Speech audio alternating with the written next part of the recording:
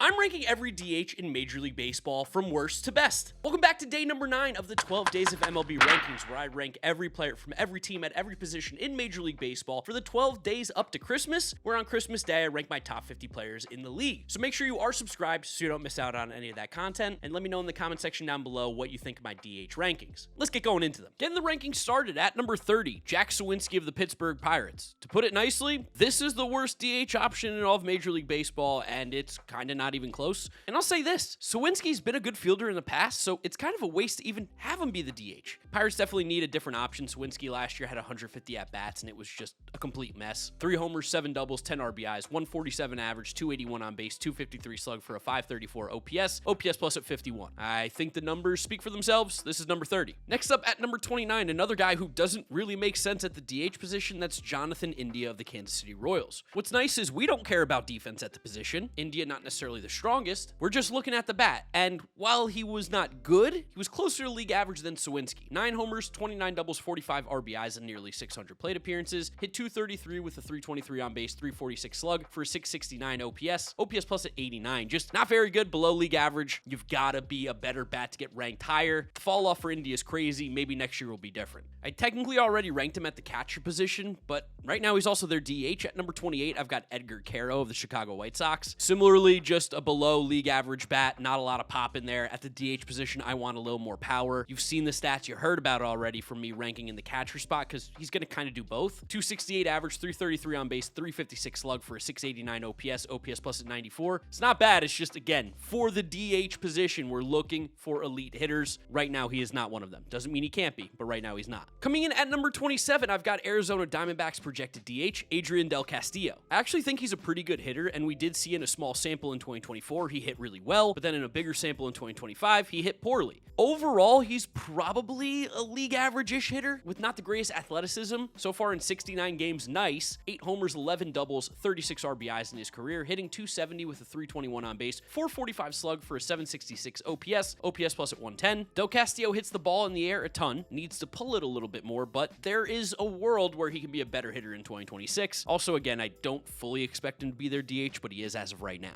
Just missing on the top 25 at number 26, I've got Masataka Yoshida of the Boston Red Sox. Now, in a perfect world, I think Yoshida might be off this team, and maybe you put one of the other outfielders at the DH position, because they're just better. Yoshida is a DH who, again, doesn't hit for power, has a high average. He's not a bad player. It's just at this position, there's not that much value for a below league average hitter who makes an aggressive amount of contact. 55 games last year, 4 homers, 11 doubles, 26 RBIs, hit 266 with a 307 on base, 388 slug for 696 OPS, OPS plus at 93. It's just kind of a whatever guy at DH, more of a bench player. Getting the top 25 started at number 25, I've got Andrew McCutchen. Now, he's probably going to be the Pirates DH. As long as he wants to keep playing, it's going to be in Pittsburgh, and he still does mash lefties, and even at age 38, McCutchen was still around a league average hitter. 13 homers, 22 doubles, 57 RBIs, hit 239 with a 333 on base, 367 slug for a 700 OPS, OPS plus at 95. Against left-handed pitching only last year, he was better, a 743 OPS, about 40 points higher, would put him well above league average. Just let him face the lefties and the occasional soft-tossing righty. That seems to be the way for it to roll with Andrew McCutchen. Also, shout out Kutch, great career. Do you think he belongs in the Hall of Fame? Let me know in the comment section. Coming in as the 24th best DH in the game, I've got Mickey Moniak of the Colorado Rockies. Great season for Mickey Moniak last year. It's been a little bit back and forth, and there are some things in his game that are crazy, like he refuses to walk and does strike out a decent amount, but 24 homers, 20 doubles, 8 triples, and 68 RBIs, so close, with 9 stolen bases, was pretty good last year in the counting category. 270 average, 306 on base, 518 slug for an 824 OPS, OPS plus at 115. The former number 1 overall pick might not be the most complete player, but I think at the DH spot, he could bring the Rockies some value. Down a lot here at number 23, I've got David Fry of the Cleveland Guardians. I think there's a world where he does lose this position. Last year in 66 games, it was really bad after an awesome breakout 2024. 8 homers, 4 doubles, 23 RBIs in 66 games, hit 171 with a 229 on base, 363 slug for a 592 OPS. Unfortunately, he's probably a slightly better than league average hitter, and at the DH spot, there's a lot of those guys. I just put him a little bit lower. While he wasn't ranked as DH last year, a guy who I'm just a little bit down on this year at number 22, I've got Mark Vientos. After a sick 2024 where he helped push the Mets all the way to an NLCS berth, Vientos took 10 steps back in 2025, lost his starting job at third base, and he didn't even really hit well. 17 homers, 21 doubles, 61 RBIs last year in 121 games. Hit 233 with a 289 on base, 413 slug for 702 OPS plus at 97. Just simply not good enough. There's still some power in that bat. There's still a good hitter somewhere. I just think last season was a bit of a lost year. Bit of a heat check for Swaggy V. And then just missing on the top 20 at number 21, I've got Augustin Ramirez of the Miami Marlins. Granted, I'm probably more of an Augustin Ramirez hater than most, and I think he's a better fantasy player than he is real life guy. Last season wasn't the worst. Again, 136 games, 21 homers, 33 doubles, 67 RBIs, and stole 16 bases. But the slash line was very unimpressive. 231 average, 287 on base, 413 slug for a 701 OPS plus at 92. Here's the thing. He does all the things I like. He takes war hacks, makes great contact with the ball when he hits it, and he has some pretty good barrel rates. It's just, I don't know, like a 700 OPS. Maybe if he just thinks about hitting only, it'll go up. The underlying stuff is great for Augustine. Getting the top 20 started at number 20, I've got Trevor Larnach of the Minnesota Twins. I think Larnach's just, again, another one of these slightly better than league average hitters who had a down season last year, which is why you see the ranking going down. 142 games, 17 homers, 24 doubles, 60 RBIs. Hit 250 with a 323 on base, 404 slug for a 727 OPS plus at 99. There is just a real glut of all the same types of players in Major League Baseball at these DH spots. Very few teams have really good options. And similarly, Larnach hits the ball hard, gets on base a decent amount. All these guys feel like they could have breakout seasons. We just need to see it. Dropping out of the top 10 at number 19, Jock Peterson of the Texas Rangers. Woof. One of the worst seasons in baseball last year, but at the same time, it's hard for me to look past what he was the prior year in Arizona, or even for the prior 3 years. Like, last year stunk. He was horrible. But it's got to be better, right? Even still, like, taking those averages, he's like 20% better than league average in his last 700 plate appearances. So while he does deserve a knockdown, he's still got a little faith in Jock to bounce back. 96 games last year, reverse nice. 9 homers, 10 doubles, 26 RBIs, hit 181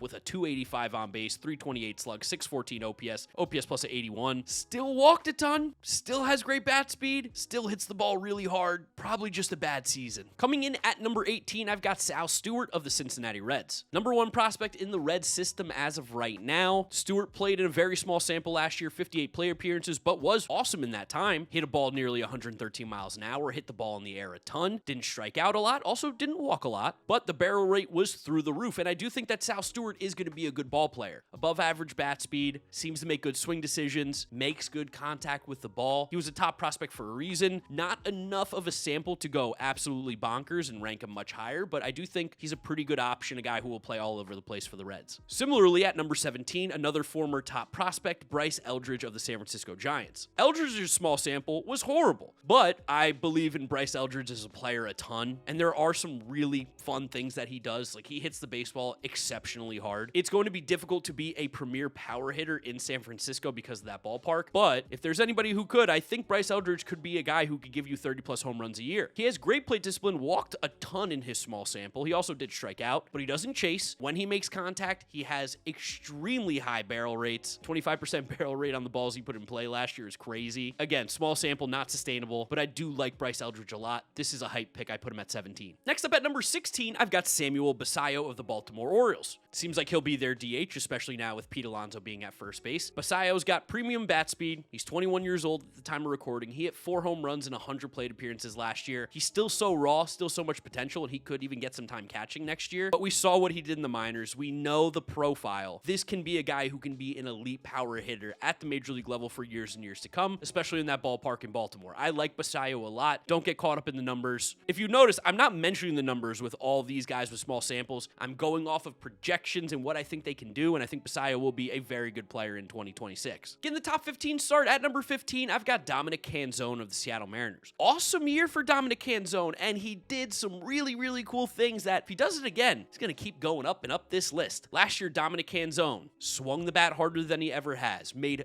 incredible barrel rates. Just a complete breakout season, and he just kind of stopped facing lefties. He also put up an exit velo of almost 116 last year. That's crazy. He was hitting the ball in the air more, didn't strike out as much, walked about league average, and on the season, a 300 average with a 358 on base, 481 slug for an OPS of 839 with 11 home runs. It's a nice year from Dominic Canzone. It'd be huge to get some more power out of him in that ballpark. The Mariners lineup can always use it. My most aggressive ranking for the prospects at number 14, I've got Moises Ballesteros of the Chicago Cubs. I just love this dude. He's another one of these 5'8", 300-pound guys that just absolutely mashes. He makes a ton of contact, also has incredible plate discipline. Walked 14% of the time in his very, very small sample. The exit velos are strong. Would love to see him put the ball in the air just a little bit, because if he can, with those exit velos and his bat speed, he's going to be an awesome asset in the Cubs lineup. And I do think he will do that. While Ballesteros doesn't really have a position, like he's not catching, at the DH spot, I kind of love it. Give him a little platoon with Tyler Austin now. Okay, Cubs, I see you cooking. Down a few spots here at number 13, I've got Jorge Soler of the Los Angeles Angels. Bizarre season. Weird, and I think a big reason why he struggled so much is because he had to play the field a lot, and he's bad at it. Last year, Soler only played in 82 games, 12 homers, 12 doubles, 34 RBIs, dealt with an injury that also kept him out a lot. 215 average, 293 on base, 387 slug for a 680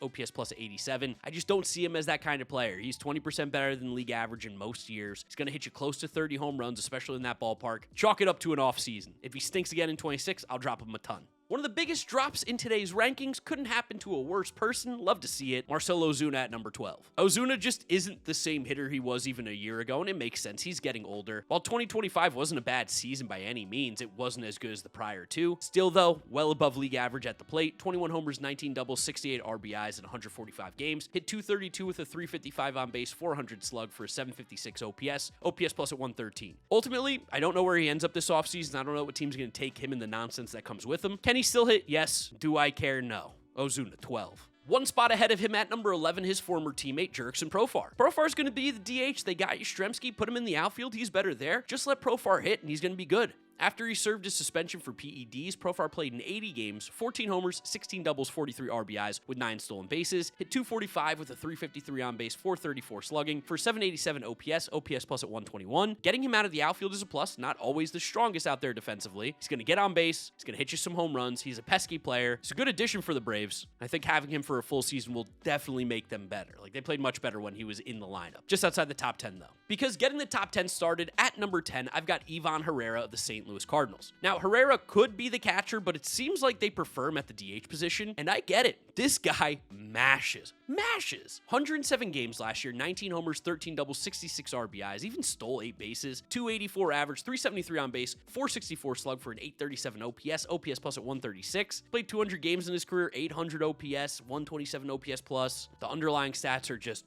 chef's kiss as well. Swings the bat so hard, makes incredible contact, makes good swing decisions. This is an awesome hitter, and I think he might have a chance to crack the top 5 next year. That's my hot take. He's about the only player worth watching right now in the Cardinals. Down a few spots at number 9, Kerry Carpenter of the Detroit Tigers. I love Kerry Bonds. He's very good, but last year the numbers weren't like 150 OPS plus, and some other guys did have great years, so I just bumped him down a little bit. He's still one of the best DHs in the game. I love him. 26 homers, 18 doubles, 62 RBIs, hit 252 with a sub 300 on base, which don't love that. 497 slug for a 788 OPS plus at 114. Again, it's not the same as the 157 OPS plus 932 OPS in 2024, but Carpenter still has, again, some of the better underlying stats, makes great contact with the ball, doesn't really strike out almost at all. He just also doesn't walk. So Kerry Carpenter, still very good. Top 10 DH, no doubt. Down one spot at number 8, I've got Christian Yelich of the Milwaukee Brewers.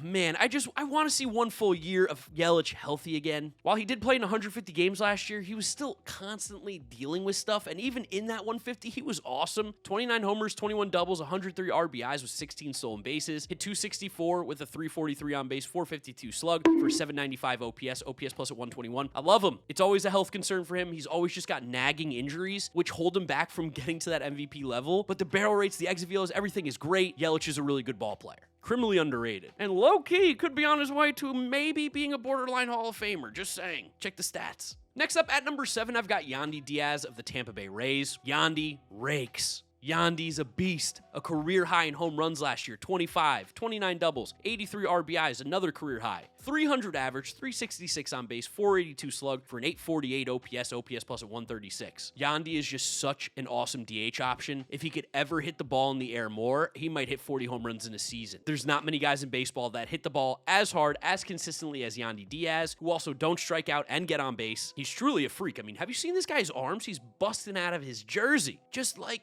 a little more in the air, and Yandy's a lock for 30 home runs. Still, with what he does, he's one of the best DHs in the game.